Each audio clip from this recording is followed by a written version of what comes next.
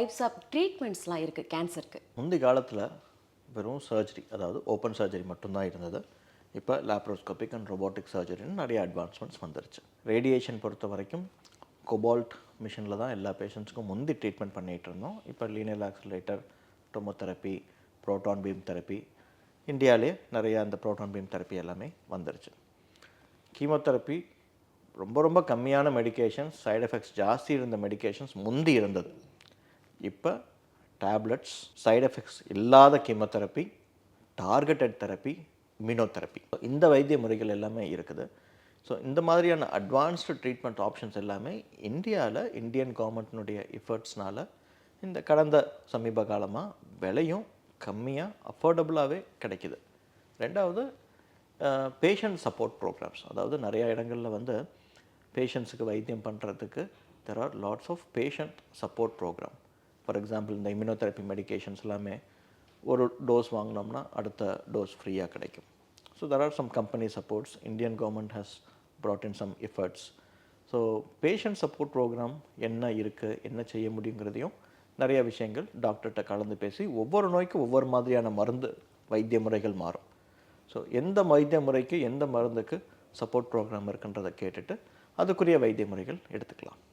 இப்போ நிறைய கேன்சர் பேஷண்ட்ஸை நீங்கள் பார்த்துருப்பீங்க, நிறைய பேர் வந்திருப்பாங்க. இல்லை காமனாக எந்த மாதிரியான கேன்சர்ஸ்லாம் நீங்கள் பார்த்துருக்கீங்க, ட்ரீட்மெண்ட்ஸ்லாம் கொடுத்துருக்கீங்க? ஸோ இந்தியாவை பொறுத்த வரைக்கும் காமன் கேன்சர்ஸ்னு ஒரு group of set of cancers இருக்குது. ஸோ ஆண்களுக்கும் பெண்களுக்கும் காமனாக ஹெட் அண்ட் நெக் கேன்சர், அதாவது தலை மற்றும் கழுத்து புற்றுநோய். அது எதனால் வருதுன்னா ஸ்மோக்கிங், இல்லை இந்த வெத்தலைப்பாக்கு, புகையிலை இது போடுறதுனால வரக்கூடிய பிரச்சனை ஹெட் அண்ட் நெக் கேன்சர்ஸ். வாய், கழுத்து, தொண்டை புற்றுநோய் சிகரெட் பிடிக்கிறதுனால வரக்கூடியது. ரெண்டாவது, பெண்களுக்குன்னு பார்க்கும்போது மார்பக புற்றுநோயும் கருப்பை புற்றுநோய், கருப்பை வாய் புற்றுநோய். மூணாவதாக இந்த கோலன் கேன்சர், அதாவது சாப்பிட்றதுனால ஏற்படக்கூடிய பிரச்சனைகள் ப்ளஸ் மரபணு மாற்றங்களால் ஏற்படக்கூடியது கோலன் கேன்சர். இது மூணு வந்து ரொம்பவே காமன். முந்தி ஆண்களுக்கு சிகரெட் பிடிக்கிறதுனால லங் கேன்சர் நிறையா இருந்தது. இப்போ smoke, pollution plus passive smoking. நீங்கள் சிகரெட் பிடிக்க மாட்டீங்க, பட் சிகரெட் பிடிக்கிற இடத்துல நீங்கள் நின்றுட்டு இருந்திருக்கலாம். அந்த மாதிரியான ஒரு பாசிவ் ஸ்மோக்கிங்கால் இப்போ ஆண்கள் பெண்கள் ரெண்டு பேருக்குமே லங் கேன்சர்ஸ் ஜாஸ்தியாக வருது. ஸோ இதெல்லாம் தான் common cancers that what we see in India. இப்போ நீங்கள் ஹெட் அண்ட் நெக் கேன்சர், அதாவது தலை மற்றும் கழுத்து பகுதிக்கு வரக்கூடிய கேன்சரை பற்றி சொன்னீங்க. இதுக்கு என்னென்ன மாதிரியான சிம்டம்ஸ்லாம் இருக்கும்? இப்போ ஏர்லி ஸ்டேஜிலேருந்து நம்ம ஸ்டேஜ் 4 வரைக்குமே போயிடுச்சுன்னா கூட அதுக்கான ட்ரீட்மெண்ட்ஸ்லாம் எப்படி இருக்கும் டாக்டர்?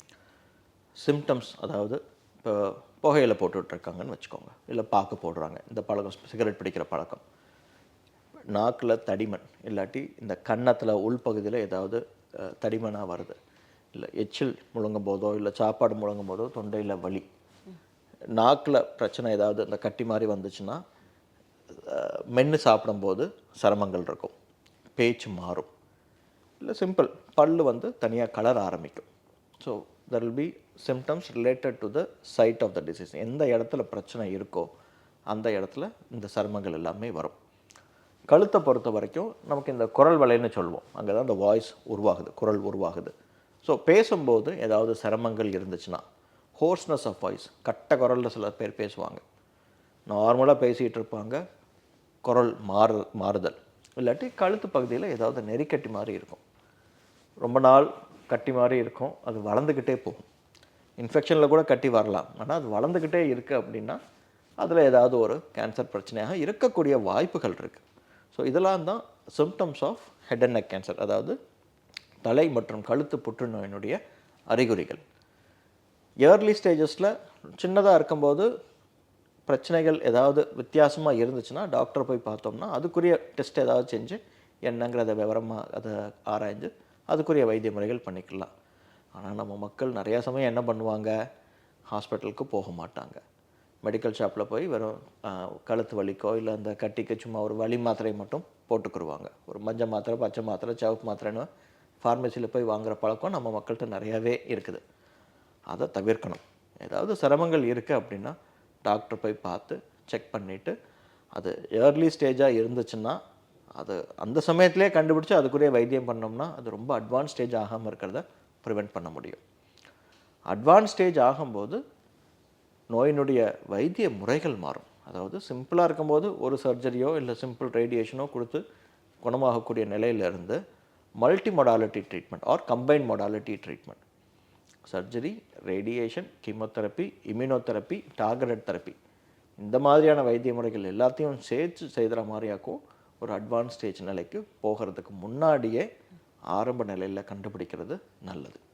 இப்போ நிறைய பேருக்கு வந்து லங் கேன்சர் கூட பரவலாக வந்துட்டு இருக்கு, நுரையீரல் புற்றுநோய் அப்படின்னு சொல்லக்கூடியது. இதுக்கான ட்ரீட்மெண்ட்ஸ் ஸ்டேஜ் 4 வரைக்கும் எப்படி இருக்கும்? நுரையீரல் புற்றுநோய் ஸ்க்ரீனிங்னு பண்ணுறது ரொம்பவே முக்கியம். அதாவது எல்லா பேஷண்ட்ஸ்க்கும் லங் கேன்சர் வர்றதில்ல.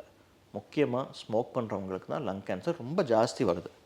அதாவது 100 பேர் நார்மல் பாப்புலேஷன், 100 பேர் ஸ்மோக்கர்ஸ், சிகரெட் பிடிக்கிறவங்க எடுத்து பார்த்தோம்னா சிகரெட் பிடிக்கிறவங்களுக்கு ஜாஸ்தி வருது. ஸோ அந்த மாதிரி இருக்கும்போது ஒரு 10 வருஷம் 15 வருஷத்துக்கு மேலே சிகரெட் பிடிக்கிற பழக்கம் இருந்துச்சுன்னா அவங்களுக்கு வருஷத்துக்கு ஒரு முறை low dose CT scan of the chest, நுரையீரலுக்கு ஒரு லோ டோஸ் சிடி ஸ்கேன் பண்ணோம்னா ஆரம்ப நிலையில் ஏதாவது இருக்கா அப்படிங்கிறத கண்டுபிடிக்க முடியும். அட்வான்ஸ் ஸ்டேஜ்னால் பேஷண்ட்ஸ்க்கு மூச்சு வாங்கும், நடக்க முடியாது, நடந்தால் மூச்சு இழைக்கும், நீர் தங்கலாம். ஸோ நீர் தங்கும்போது மூச்சு விட முடியாது. ஸோ இந்த மாதிரியான சிரமங்கள் வரும்போது அட்வான்ஸ்ட் ஸ்டேஜ் சிம்டம்ஸாகவும் இருக்கும். பட் லங் கேன்சரை பொறுத்த வரைக்கும் நிறைய வைத்திய முறைகள் மாறிடுச்சு. ஒரு பயாப்சி, அதாவது கொஞ்சோண்டு சதை எடுத்து அந்த சதையில் ஒரு மாலிகுலர் டெஸ்டிங்ன்றது பண்ணுவோம். ஸ்டேஜ் 4 லங் கேன்சர் எல்லா பேஷண்ட்ஸுக்கும் இப்போ கண்டிப்பாக மாலிகுலர் டெஸ்டிங் பண்ணணும்னு இந்த கைட்லைன்ஸ்லேயுமே இருக்குது.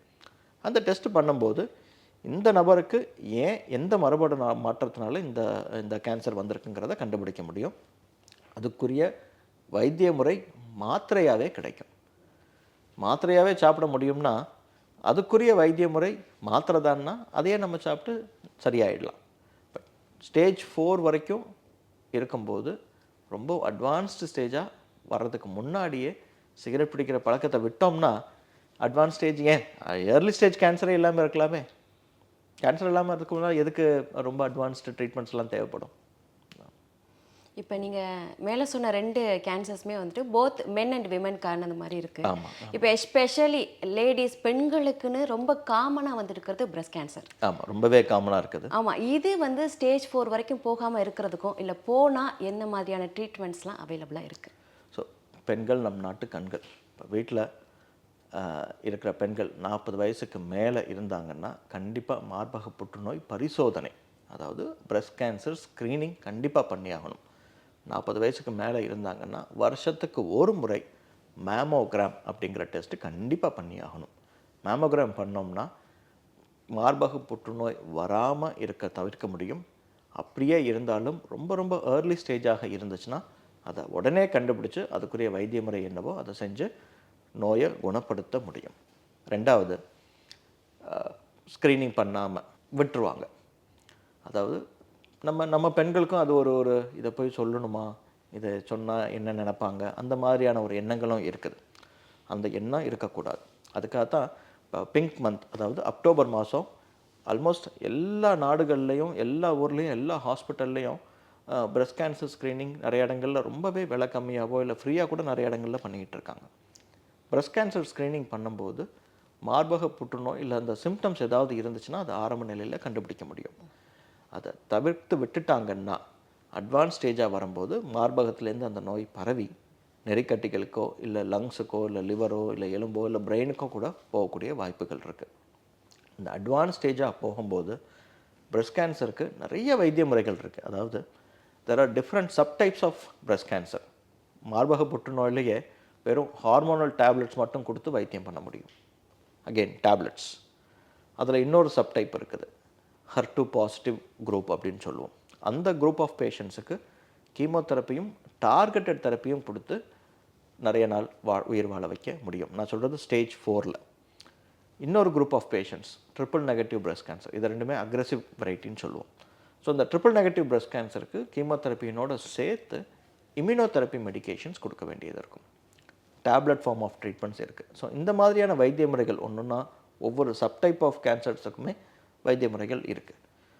ஸ்டேஜ் 4ல் இந்த மாதிரியான வைத்திய முறைகள் எடுக்கும்போது பேஷண்ட்ஸ் பல மாதங்கள், ஏன் சில வருஷங்கள் கூட நல்லபடியாக பிரச்சனை இல்லாமல் உயிர் வாழ முடியும்.